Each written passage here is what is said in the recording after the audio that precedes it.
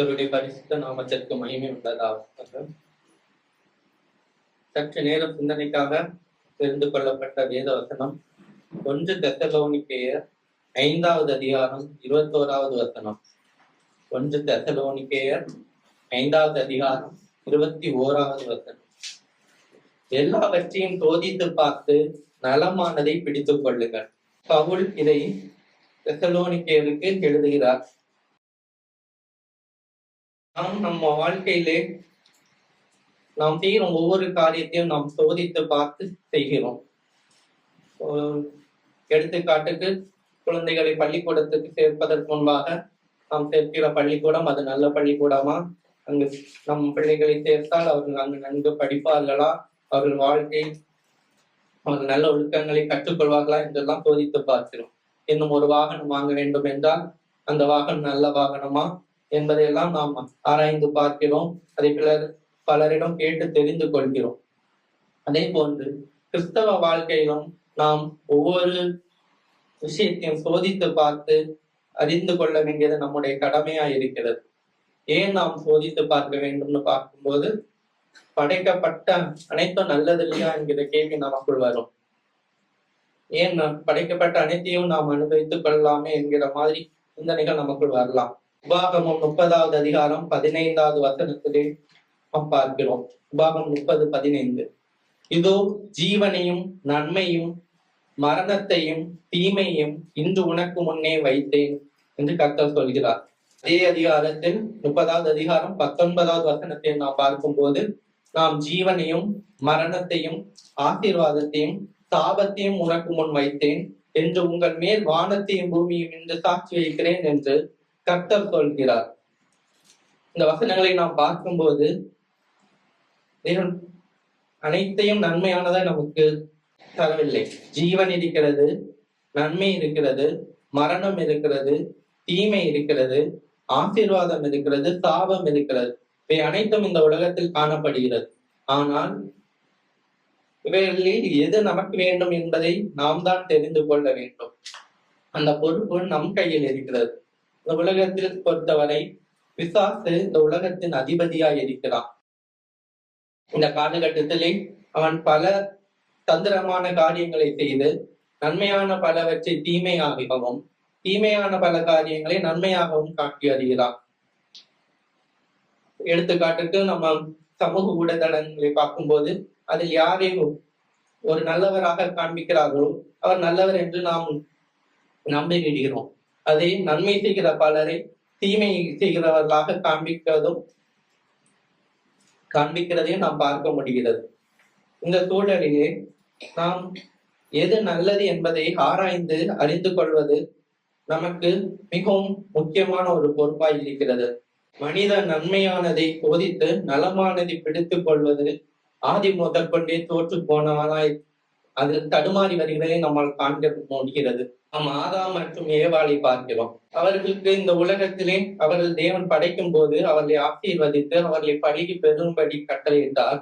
அதற்கு கூடவே ஆகாயத்து பறவைகள், இன்னும் ஊரும் பிராணிகள், இன்னும் அனைத்து விதமான மிருக ஜீவன்கள் அனைத்தையும் அடக்கி ஆளும் அதிகாரத்தையும் அவர்களுக்கு கொடுத்திருந்தார்.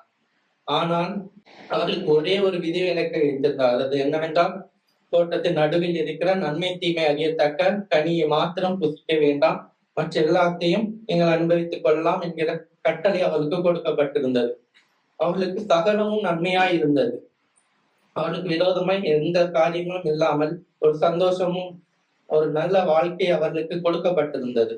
ஆனால் அவர்கள் அந்த இடத்திலே கர்த்தரை தொழுது கொண்டு அவர்களுக்கு கீழ்ப்படிந்து அந்த ஆசீர்வாதங்களை அனுபவிப்பதை விட அவர்கள் தெரிந்து கொண்டது என்னவென்றால், அவர்கள் எதை புசிக்க கூடாது என்று அவர்களுக்கு விலக்கி இருந்தாரோ அந்த கனியை புசிப்பதை அவர்கள் தெரிந்து கொண்டு அதன் மூலம் தேவனுடைய கோபத்திற்கு ஆளானார்கள்.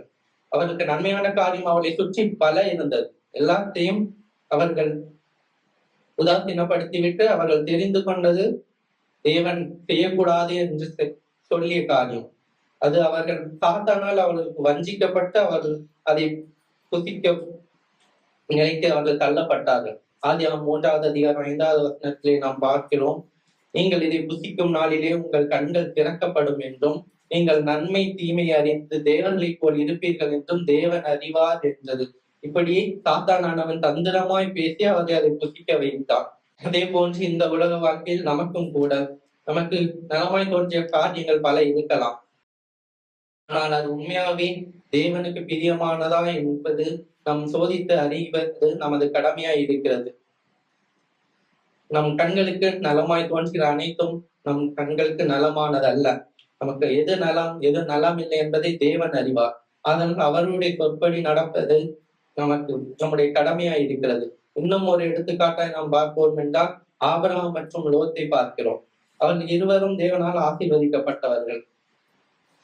அவர்களுக்கு அநேக சொத்துக்கள் இருந்தது. ஆடுகள், மாடுகள், திரளானவை அவர்களுக்கு இருந்ததினால் அவர்கள் வசித்த அந்த இடம் அவர்களுடைய சொத்துக்கள் எல்லாம் தாங்கக்கூடிய முடியாத அளவுக்கு அவர்களுக்கு ஆசீர்வாதங்கள் இருந்தது. அப்படிப்பட்ட ஒரு சூழல் வரும்போது ஆபிரகாமின் மேய்ப்பர்களுக்கும் லோத்தின் மேய்ப்பர்களுக்கும் இடையே வாக்குவாதங்கள் வருகிறது. அப்படி வாக்குவாதம் வரும்போது ஆபிரகாம் நமக்கு அனைவருக்கும் தெரியும், அவர் ஒரு விசுவாச வாழ்க்கை வாழ்கிறவர் என்று. லோத்தும் தேவனை விசுவாசித்தான். ஆனாலும் அந்த நேரத்தில் அவர் எதை தெரிந்து கொண்டார் என்று பார்க்கிறோம். லோத்து தன் கண்களுக்கு நலமானதை தெரிந்து கொண்டான். ஆதியாகமம் 13வது அதிகாரம் 10வது வசனத்திலே லோத்து தன் கண்களை ஏறெடுத்து பார்த்து யோர்தான் நதிக்கு அருகான சமபூமி முழுவதும் நீர்வளம் பொருந்தினதா இருக்க கண்டான். கர்த்தர் சோதோமையும் கொமோராவையும் அழிக்கும் முன்னே சோவாருக்கு போகும் வழி மட்டும் அது கர்த்தருடைய தோட்டத்தை போலவும் எகிப்து தேசத்தை போலவும் இருந்தது.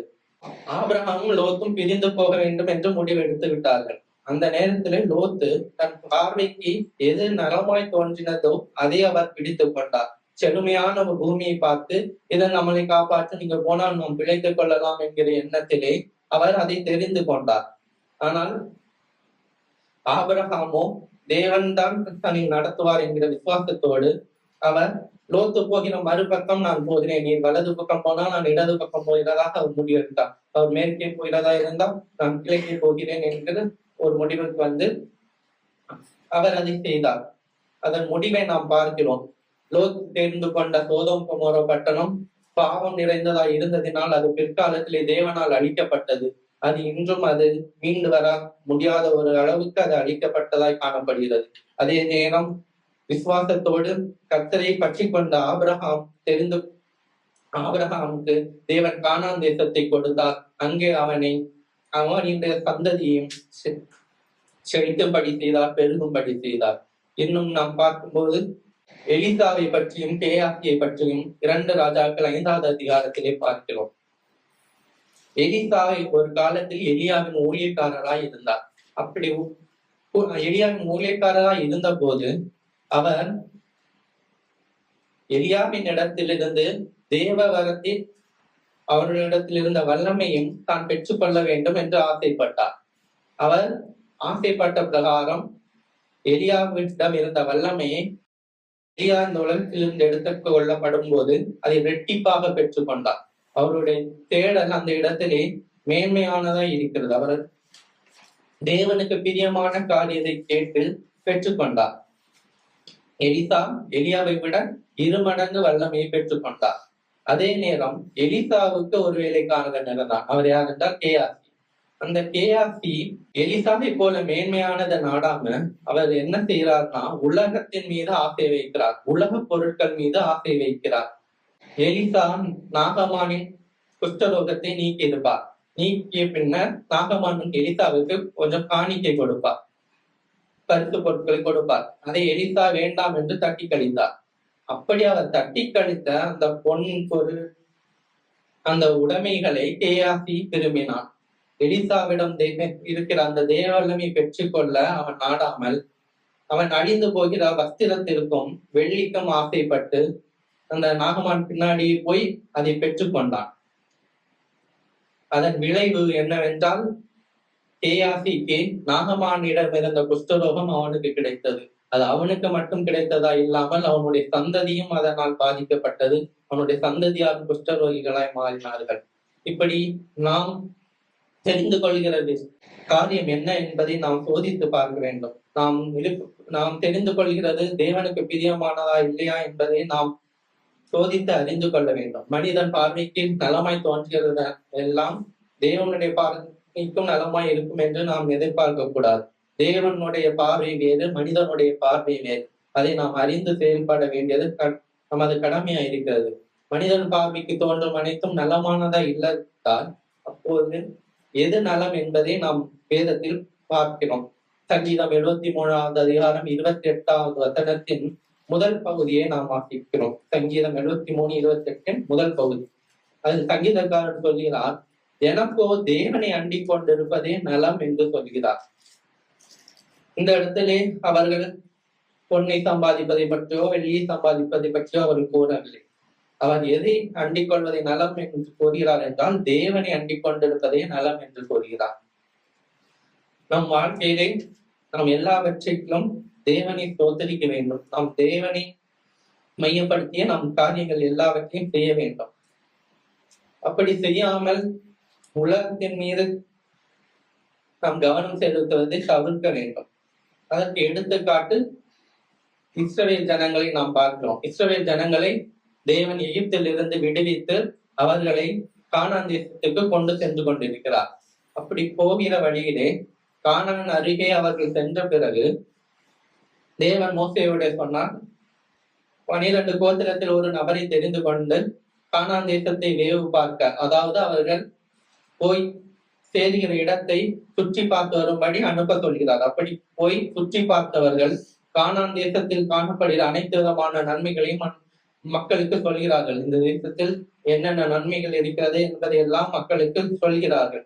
அதனோடு அவர்கள் இன்னும் ஒன்றை சேர்த்து சொல்கிறார்கள். அது என்னன்னா, அங்கு வாழ்கிற மக்கள் பலசாலிகளாய் இருக்கிறார்கள் என்பதையும் சேர்த்து சொல்கிறார்கள். இதை கேட்ட உடனே மக்கள் முறுமுறுக்க ஆரம்பிக்கிறார்கள். இஸ்ரவேல் ஜனங்கள் எகிப்தில் இருந்து அந்த இடம் மட்டும் செல்லும் வரைக்கும் தேவன் அவர்கள் மத்தியில் அநேக அற்புதங்களையும் அடையாளங்களையும் அவர்களுக்கு காண்பித்திருக்கிறார். அவர்களுடைய வல்லமையை அந்த ஜனங்கள் எல்லாம் கண்டிருக்கிறார்கள். இப்படி அனைத்தையும் கண்டிருந்தும் கூட அந்த நேரத்திலே தேவன் நம்மோடு இருக்கிறார், நாம் போய் அந்த இடத்தை தேவன் நமக்கு கொடுக்க போகிற இடத்தை சுதந்திரித்துக் கொள்வோம் என்கிற அந்த நம்பிக்கை இல்லாமல், விசுவாசம் இல்லாமல், தேவன் நம்மோடு இருக்கிறார் என்ற அந்த உணர்வு இல்லாமல் அவர்கள் மோசேக்கும் ஆரோனுக்கும் விரோதமாய் முறுமுறுக்க ஆரம்பித்து விட்டார்கள். இந்த பலவான்களாகிய ஜனங்களிடத்திலே நாங்கள் மடியும்படிக்கா எங்களை இந்த இடத்துக்கு கூட்டிட்டு வந்தீர், இங்க மடிகிறதற்கு நாங்கள் இந்த வனாந்தரத்திலோ இல்லை ஈர்த்து தேசத்திலோ சித்தமானால் நலமாய் இருக்கும் என்று தங்கள் கோபத்திலே அவர்கள் முறுமறுத்தார்கள். அவர்கள் தேவனுடைய ஈவையும் அவருடைய வல்லமையும் அந்த இடத்திலே நினையாமல் போனார்கள். இதன் காரணமாக அங்கு என்ன நேரிட்டது என்று பார்க்கும்போது தேவன் கோபம் அடைந்து அவர்கள் முறுமுறுக்கும் போது என்ன சொல்லி முறுமுறுத்தார்களோ, அதாவது நாங்கள் வனாந்திரத்திலே சாகுவது எங்களுக்கு நலம் என்று சொல்லி அவர்கள் முறுமுறுத்ததுபடி நீங்கள் என்ன வேண்டிக் கொண்டீர்களோ அதன்படியே உங்களுக்கு ஆக்கடவது என்று சொல்லி அனைவரும் அந்த சந்ததி முழுவதும் அந்த வனாந்திரத்திலே வடிந்து போகும்படி தேவன் செய்தார்.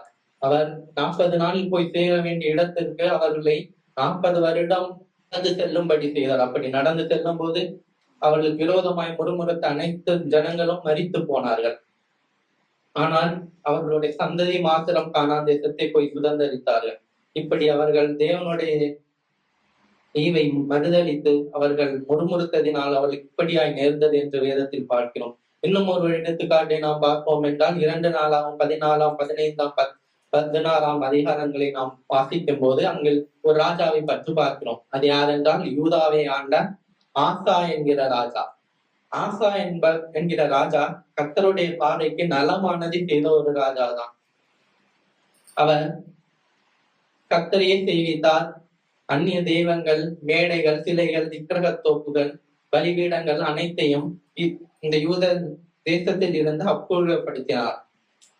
இப்படி அவர் தேவனுக்கு நலமானதையே அவர்கள் தேடினபடியினால் தேவன் அவருடைய நாட்களிலே யுத்தம் அந்த தேசத்தில் வராதபடிக்கு அந்த தேசத்தை காத்து வந்தார். அப்படி சமாதானமாக வாழ்ந்து வந்த அந்த நேரத்தில் ஒரு யுத்தம் வருகிறது. யாரால் என்றால் எத்தியோப்பியனாகிய தேரா என்னும் ஒரு மன்னன் ஒருவனால் வருகிறது.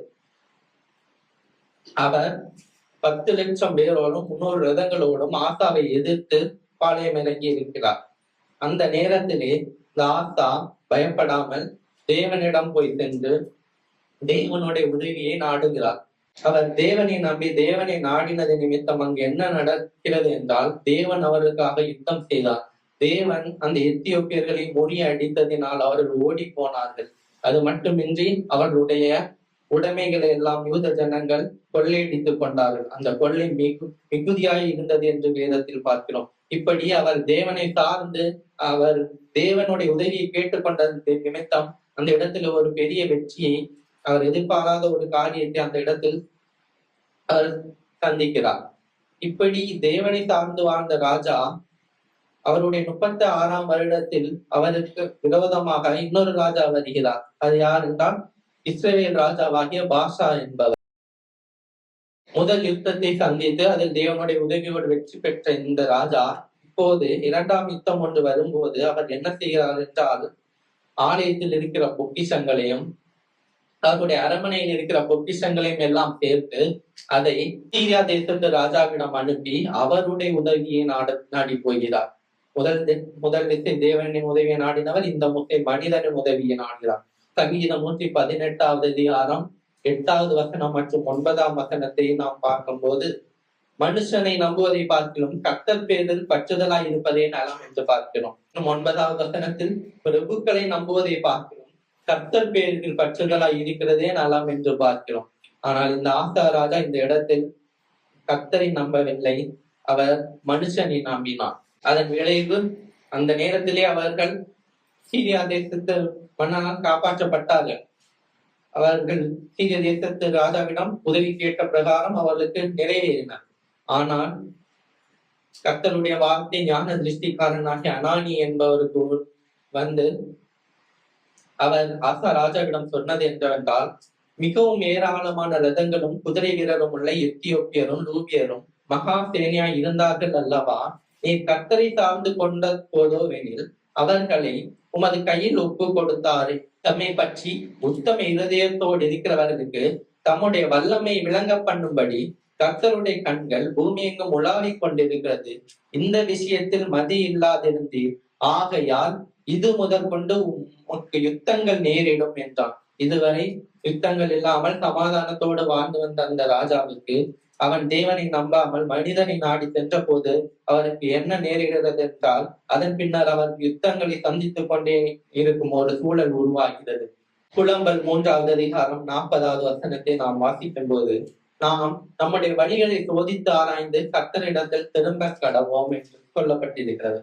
இப்போது நாம் நம்முடைய வாழ்க்கையை ஒரு விஷயம் சோதித்து பார்க்க வேண்டும்.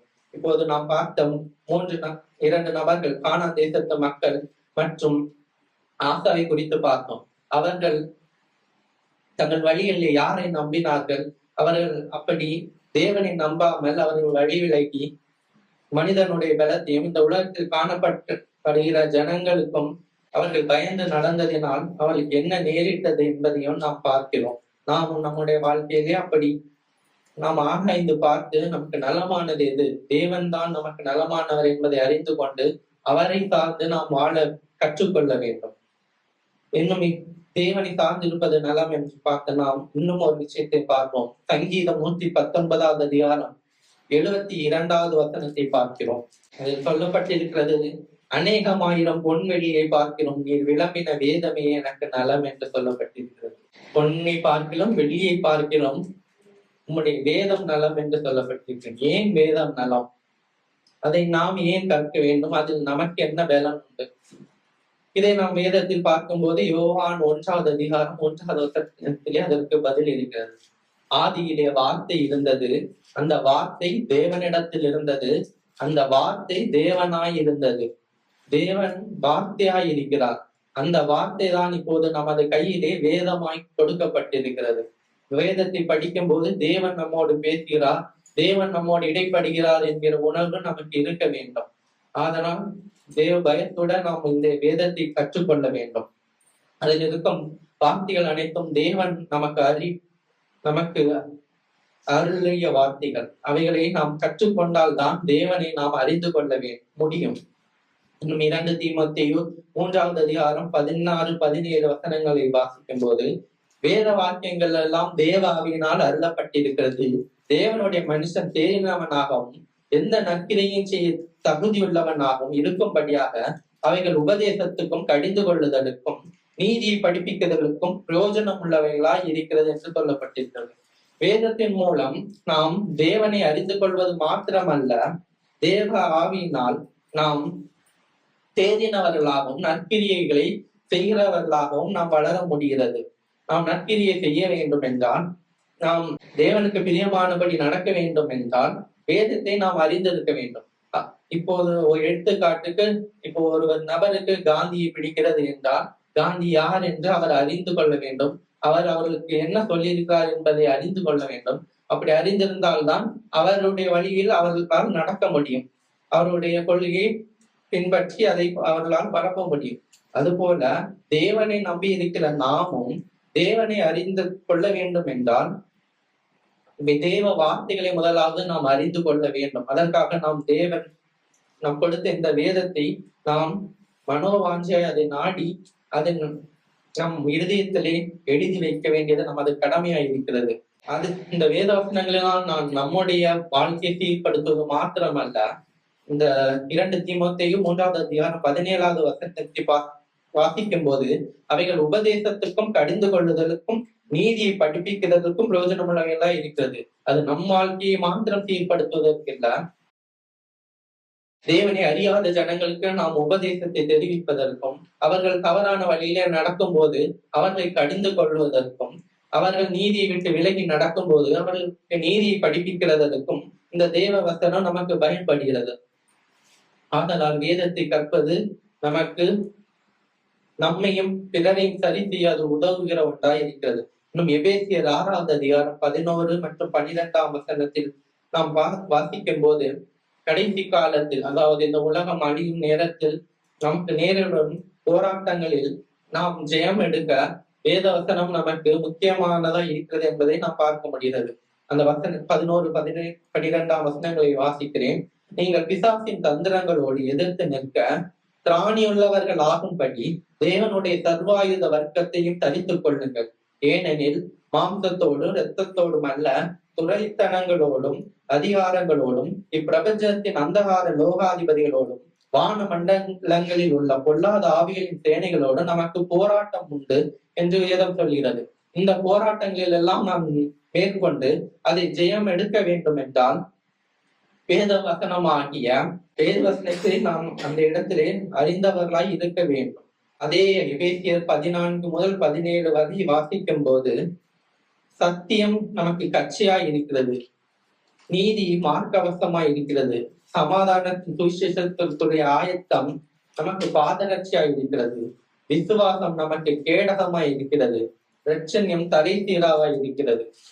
இப்ப நாம் பார்த்த அனைத்தும் நம்மை பாதுகாக்கிற பொருளாய் இருக்கிறது. கச்சை, மார்க்கவசம், என்னும் பாதரட்சை, கேடகம், இவை அனைத்தும் நமக்கு வரும் ஆபத்தில் இருந்து நம்மை காப்பாற்றுவதற்கு உதவுகிற ஒரு பொருளாய் இருக்கிறது. ஆனால் அதை நம்ம கடைசியாக பார்க்கிறோம், தேவ வசனமானது ஆவியின் பட்டயமாய் இருக்கிறது. இப்போது நாம் பார்த்த மற்ற காரியங்கள் அனைத்தும் நம்மை பாதுகாப்பதற்காக இருக்கிறது. ஆனால் பட்டயம் பிசாசினால் நாம் சோதிக்கப்படும் போது அவனை ஜெயிப்பதற்கு ஒரு ஆயுதமாக நமக்கு கொடுக்கப்பட்டதுதான் இந்த வேத வசனம். ஆதலால் இந்த ஆவியின் பட்டயமாகிய வேத வசனத்தை நாம் எப்போதும் நம் கையில் பிடித்தவர்களாய் இருக்க வேண்டும். இது கடைசி காலங்களிலே தேவனுக்கு பிரியமில்லாத காரியங்கள் அநேகம் வரும். தேவனுக்கு பிரியமில்லாதவர்கள் இந்த உலகத்தை ஆளுகை செய்ய வருவார்கள். நாம் சாத்தானை எதிர்த்து நிற்க வேண்டிய ஒரு சூழலில் நாம் தள்ளப்பட்டிருக்கோம். அந்த நேரத்தில் நாம் கையில் ஆவியின் பட்டயம் உள்ளவர்களாய் அவன் எதிரே நிற்க வேண்டும். பட்டயம் இல்லாமல் அவனுக்கு முன்பாக நாம் நின்றோமானால் அந்த இடத்திலே நாம் தோற்று போகிறவர்களாகவே இருப்போம். அதனால் இன்னும் இயேசுவானவர் சொல்லும் போது, இயேசுவின் வாழ்க்கையை நாம் பார்க்கும் போதும் கூட அவர் வனாந்தரத்திலே 40 நாள் உபவாசம் இருந்து ஜெபித்து வந்த நேரத்திலே அவர் சாத்தானால் சோதிக்கப்பட்டார். அந்த நேரத்திலும் கூட அவருடைய வார்த்தையினால் ஜெயம் எடுத்ததை நாம் பார்க்கிறோம். மனுஷன் அப்பத்தினால் மாத்திரமல்ல, தேவனுடைய வாயிலிருந்து புறப்படுகிற ஒவ்வொரு வார்த்தையினாலும் பிழைப்பான் என்று சொல்லப்பட்டிருக்கிறது. நாம் அப்பத்தை மாத்திரம் நம்பவர்களா இல்ல, இந்த வார்த்தையை நம்பணும், அதன்படி நடக்கணும். அப்பொழுது நாம் பிழைப்பை பெற்றுக்கொள்வோம் என்கிற மன உறுதி, அந்த உண்மையான சத்தியம் நமக்கு தெரிந்திருக்க வேண்டும். இவைகளை எல்லாம் அறிந்து வைப்பதற்கு நாம் வேதத்தை நன்கு கற்றுக்கொண்டிருக்க வேண்டும். இன்னும் சங்கீதம் 119வது அதிகாரம் 105வது வசனத்தில் நாம் பார்க்கும் போது, உம்முடைய வசனம் என் கால்களுக்கு தீபமும் என் பாதைக்கு வெளிச்சமுமாய் இருக்கிறது என்று சொல்லப்பட்டிருக்கிறது. நாம் இந்த உலகத்திலே வாழும் போது நாம் பல நேரங்களிலே இருளில் நடக்க வேண்டிய சூழலும் நமக்கு வரும். நாம் முதலாக பார்த்தபடி ஜீவன், மரணம், சாபம், ஆசீர்வாதம் எல்லாம் நமக்கு முன்பாக இருக்கிறது.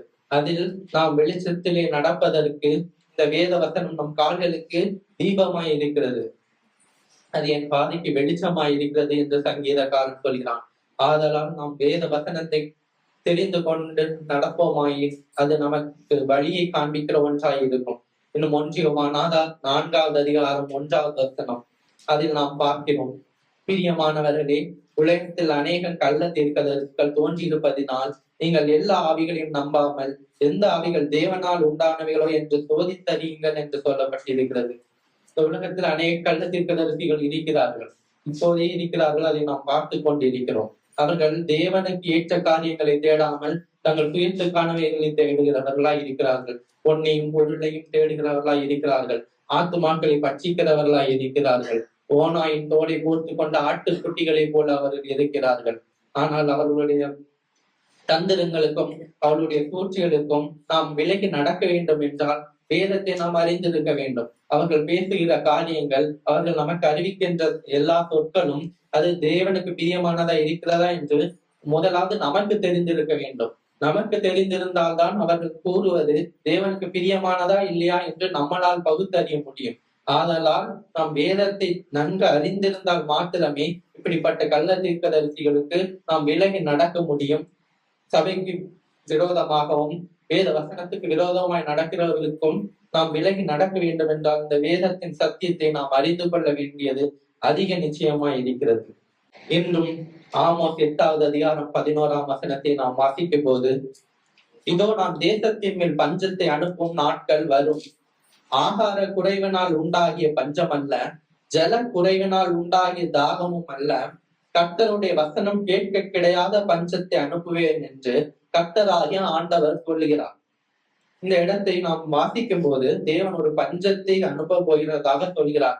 அது ஆகாரம் இல்லாத பஞ்சம் இல்ல ஜலக்குறைவினால் வருகிற பஞ்சம் இல்ல. அது என்ன பஞ்சம்னா கர்த்தருடைய வசனம் கேட்க கிடையாத பஞ்சம். அதாவது உலக முடிவை நாம் நெருங்கி வரும் நாட்களிலே உலகத்தில் நடக்கும் காரியங்களை எல்லாம் பார்க்கும் போது தேவன் சீக்கிரம் வரப்போகிறான் என்பது நமக்கு தெரிகிறது. வேதத்தின் மூலம் நாம் அதை அறிந்து கொள்ள முடிகிறது. அப்படி வரும்போது அந்த கடைசி கால உபத்திரவங்களில் எல்லாம் நாம் ஜெயத்தை காண வேண்டும் என்றால் தேவனை நாம் அறிந்திருக்க வேண்டும், தேவ வசனங்களை நாம் தெரிந்திருக்க வேண்டும். அப்போதுதான் அந்த முடிவு கால ஆபத்துகளிலிருந்து நாம் விலகி நடக்க முடியும். இப்போது நமக்கு கிருபை நாட்கள் கொடுக்கப்பட்டிருக்கிறது. நம் அனைவர் கரங்களிலும் வேதம் இருக்கிறது. இன்னும் சமூக ஊடகங்களிலும் நம் பல வசனங்களையும் பல தேவனுடைய வார்த்தைகளையும் பார்க்க முடிகிறது. இன்னும் சபைகளிலும் நம் வேத வசனங்களை கேட்டு வருகிறோம். இந்த கிருபையின் காலத்திலே நமக்கு வசனம் ஏராளமாய் தாராளமாய் கொடுக்கப்பட்டு வருகிறது. இப்படி கொடுக்கப்படும் இந்த காலத்திலே நமக்கு கொடுக்கப்படுகிற இந்த வசனங்களை நாம் பிரயோஜனப்படுத்திக் கொள்ள வேண்டும். இவைகளை நமது மனதில் ஏற்றி வைத்துக் கொள்ள வேண்டும். அப்படி வைத்துக் கொண்டிருந்தால்தான் இதோ வசனம் கிடைக்கப்படாத அந்த பஞ்சம் வரும்போது நாம் பிழைத்துக் கொள்ள முடியும். அப்போதுதான் நாம் வசனம் இருந்தால்தான் நாம் ஆவின் பட்டயத்தை உடையவர்களா இருக்கிறோம். அந்த நேரத்துல வசனம் தெரியாமல் அந்த கடைசி காலத்துக்குள்ள நம்ம போவோம்னா பட்டயம் இல்லாமல் அந்த போர் புரிகிற இடத்துல நிற்கிறவர்களா இருப்போம். நம்மை நாமளே காத்துக்கொள்ள முடியாத ஒரு சூழலில் தள்ளப்படுவோம். ஆதலால் இப்போது கிருபை நாட்கள் இருக்கும் போதே நம் கையில் வேதம் இருக்கும் போதே அவைகளை நன்றாக பயன்படுத்தி கொண்டு அந்த வார்த்தைகளை நம் இருதயத்திலே எழுதி கொண்டு அதன்படி நம் வழிகளை காத்துக்கொள்ள நாம் முயற்சி செய்ய வேண்டும். இன்னும் தேவனை நலம் என்று கருதி தெரிந்து கொண்ட நாம், தேவனுடைய வசனத்தை நலமானது என்று தெரிந்து கொண்ட நாம் இன்னும் ஒரு விஷயத்தை அறிந்து கொள்வது நமக்கு வேண்டிய ஒன்றாய் இருக்கிறது. என்னவென்றால் தேவனுடைய சித்தத்தின்படி நடப்பதை நாம் தெரிந்து கொள்ள வேண்டும். ரோமர் 12வது அதிகாரம் 2வது வசனம். நீங்கள் இந்த பிரபஞ்சத்திற்கு ஒத்த வேஷம் தெரியாமல் தேவனுடைய நன்மையும் பிரியமும் பரிபூரணமுமான திட்டம் இன்னதென்று பகுத்தறியத்தக்க உங்கள் மனம் புதிதாகிறதுனாலே மறுரூபமாகுங்கள் என்று சொல்லப்பட்டிருக்கிறது. இந்த உலகத்தில் பலதரப்பட்ட மக்கள் வாழ்கிறார்கள். அவர்கள் அனைவரும் இந்த உலகத்திற்கு ஒத்த வேஷம் தரிக்கிறவர்களாய் இருக்கிறார்கள். அந்த காலகட்டத்திலே அவர்களுக்கு எது நலமானது தோன்றுகிறதோ அதன்படி அவர்கள் வாழ்ந்து வருகிறார்கள். அவர்கள் தேவனை தேடுகிறதும் இல்லை, அவர்களுடைய வசனத்துக்கு செவி கொடுப்பதும் இல்லை. தங்கள் பார்வைக்கு எது நலமாய் தோன்றுகிறதோ அதை மாத்திரம் செய்து வருகிறவர்களாய் இருக்கிறார்கள். ஆனால் தேவனால் தெரிந்து கொள்ளப்பட்ட ஜனமாகிய நாம் அப்படி இருக்கக்கூடாது.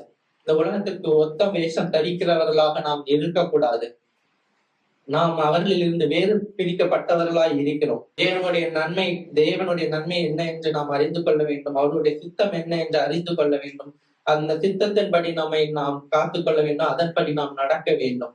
அதற்காக நாம் நம்மளை ஒப்படைக்க வேண்டியது நமது கடமையா இருக்கிறது.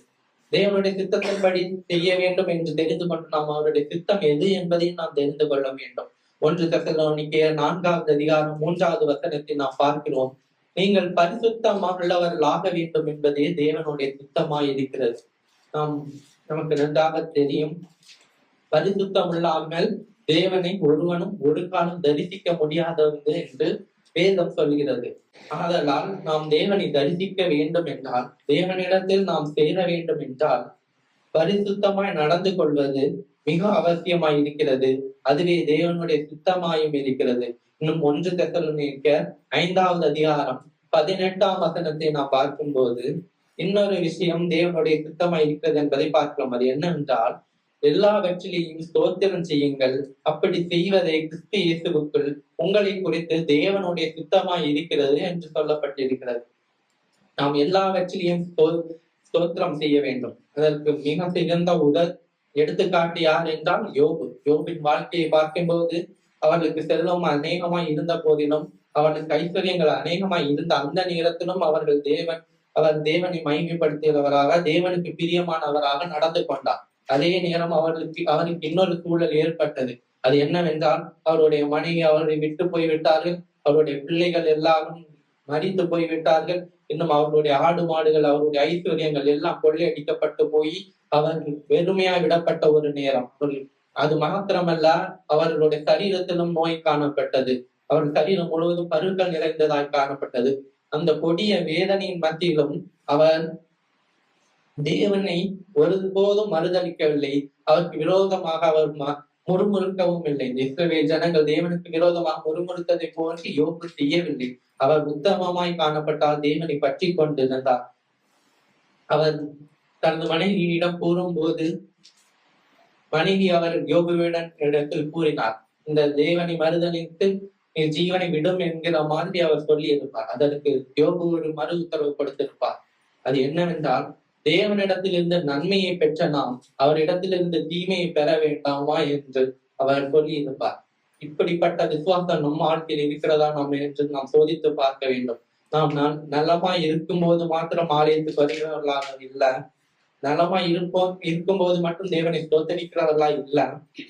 என்ன நடந்தாலும், நன்மையானாலும் தீமையானாலும், என்ன நடந்தாலும் எல்லா நேரத்திலும் தேவனை ஸ்தோத்தரிக்கிறவர்களாக இருக்க வேண்டும். அப்படி ஸ்தோத்தரிக்க நாம் கற்றுக்கொள்ள வேண்டும். அப்படி நடக்கும்போது தேவன் நிச்சயம் நம்மளை கைவிட மாட்டார். அவரை நம்பி நாம் ஜீவிக்கும் போது நாம் வெட்கப்பட்டு போகும்படி அவர் ஒருபோதும் விட மாட்டார். அதற்கு தேவன் யோபுவினுடைய பின்னிலைமையை நாம் பார்க்கும்போது அதை அறிந்து கொள்ள முடியும். யோபு தான் தனக்கு இருந்த எல்லாவற்றையும் பார்க்கலும் இரட்டத்தனையாய் அவர் பெற்றுக்கொண்டார் என்பதை நாம் யோபுவின் அதிகாரம் கடைசி அதிகாரத்திலே நாம் பார்க்க முடிகிறது. இன்னும் 1 தீமோத்தேயு 2வது அதிகாரம் 4ஆம் வசனத்தில் ஒரு வசனத்தை நாம் பார்க்கிறோம். எல்லா மனுஷரும் ரட்சிக்கப்படவும் சத்தியத்தை அறிகிற அறிவை அடையவும் அவர் சித்தமுள்ளவராய் இருக்கிறார். இங்க தேவனுடைய சித்தம் என்னவென்று நாம் பார்க்கிறோம்னா, எல்லா மனுஷரும் ரட்சிக்கப்படணும், எல்லாரும் சத்தியத்தை அறிந்து கொள்ளணும், எல்லாரும் ரட்சிப்படைய வேண்டும் என்பதே தேவனுடைய சித்தமாய் இருக்கிறது. நாம் எல்லாருக்கும் தெரியும், தேவன் ஒரு நபருக்காகவோ 2 நபருக்காகவோ சிலுவையை சுமக்கவில்லை. அவர் உலகத்தில் உள்ள அனைத்து பாவத்தையும் சுமந்து தீர்த்தார். உலகில் உள்ள அனைத்து மக்களையும் அவர் ரட்சித்திருக்கிறார். யாரையும் அவர் கைவிடவில்லை. இந்த ஜனங்களுக்கு என் ரட்சிப்பு இல்லை என்றும், இந்த மக்களுக்கு பாவத்திலிருந்து நான் விடுதலை கொடுக்க மாட்டேன் என்றும் அவர் சொல்லவில்லை. உலகில் உள்ள எல்லா மக்களையும் அவர் ரட்சித்திருக்கிறார். அந்த சத்தியத்தை நாம் அறிந்திருக்கிறோம். அதை அறிந்திருக்கிறபடியினால், தேவனை விசுவாசிக்கிறபடியினால், நம் வேதத்தை அறிந்து அதன்படி நம்மளை நாம் காத்துக் கொள்கிறபடினால் நாம் ரட்சிக்கப்பட்டவர்களாய் இருக்கிறோம். ஆனால் அவருடைய விருப்பம் என்னதான் இருக்கிறது என்றால், எல்லா மனுஷரும் ரட்சிக்கப்பட வேண்டும் என்பது தேவனுடைய விருப்பமாய் இருக்கிறது. ஆதலால் நாம் நமக்கு தெரிந்த சத்தியத்தை, நமக்கு தெரிந்த உண்மையை நம்மால் இயன்றவரை பிறருக்கும் அறிவிக்க வேண்டும் என்பது தேவன் சித்தமாய் இருக்கிறது என்பதை இந்த இடத்தில் நாம் பார்க்க முடிகிறது. சுவிசேஷம் அறிவிப்பது நம்மேல் விழுந்த கடமையாய் இருக்கிறது. அதை நாம் இயன்ற மட்டும் செய்து தேவனுடைய சித்தத்தை நிறைவேற்றுவது நம் பொறுப்பு என்பதை நாம் உணர்ந்து நடந்து கொள்ள வேண்டும். இன்னும் மத்தேயு 7வது அதிகாரம் 21வது வசனத்தை நாம் பார்க்கும் போது, பரலோகத்தில் இருக்கிற என் பிதாவின் சித்தத்தின்படி செய்கிறவனே பரலோக ராஜ்யத்தில் பிரவேசிப்பானே அல்லாமல் என்னை நோக்கி கர்த்தாவே கர்த்தாவே என்று சொல்லுகிறவன் அதில் பிரவேசிப்பதில்லை என்று சொல்லப்பட்டிருக்கிறது.